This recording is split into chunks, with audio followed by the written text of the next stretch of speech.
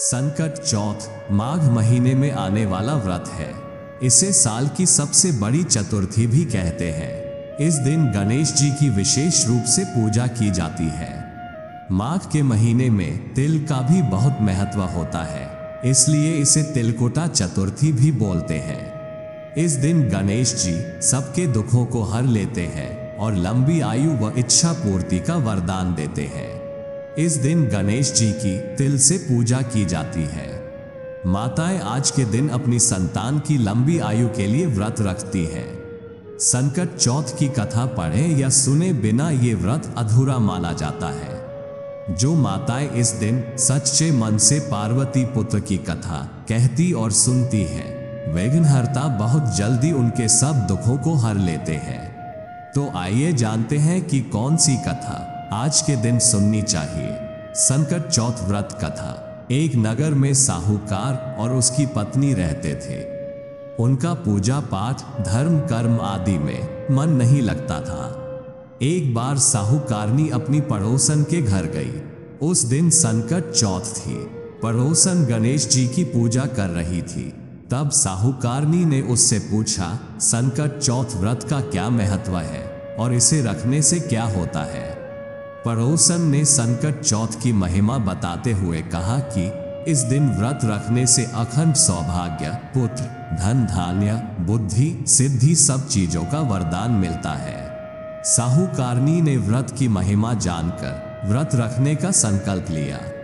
साहूकारनी ने कहा कि अगर वह मां बनती है तभी वो संकट चौथ का व्रत करेगी। गजानन की कृपा से उसका गर्भ ठहर गया। ये देखकर वो बहुत खुश हुई और उसके मन में लालच और बढ़ गया। कहने लगी, अगर भगवान ने उसे बेटा दिया तो वह 2.5 सेर तिलकुट करेगी। भगवान ने उसकी सुन ली और सौभाग्य से उसके पुत्र हुआ। इतना सब कुछ पाने के बाद उसकी लालसा और बढ़ती चली गई। फिर उसने कहा कि जब बेटे का विवाह होगा तब मैं 5.25 सेर तिलकुटा करूंगी। पार्वती के पुत्र के आशीर्वाद से उस लड़के का विवाह भी तय हो गया। सारी इच्छाएं पूरी होने के बाद भी उस साहूकारनी ने अपना संकल्प पूरा नहीं किया। ये सब देखकर गणेश जी उससे नाराज हो गए और उसे सबक सिखाने के लिए विवाह वाले दिन उस लड़के को गायब करके बहुत दूर जंगल में भेज दिया। विवाह मंडप में लड़के को न देखकर सब चिंतित हो गए।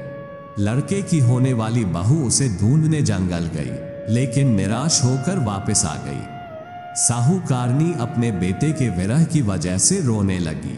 फिर से गांव वाले और साहूकारनी लड़के को ढूंढने के लिए जंगल गए। उन्होंने देखा कि उनका लड़का एक पेड़ पर जाकर बैठा था। पुत्र ने सबको उसकी मां की गलती से परिचित करवाया और कहा, मां ने संकट चौथ व्रत करने का संकल्प लिया था, लेकिन अपने लालच के कारण उसे पूरा नहीं किया।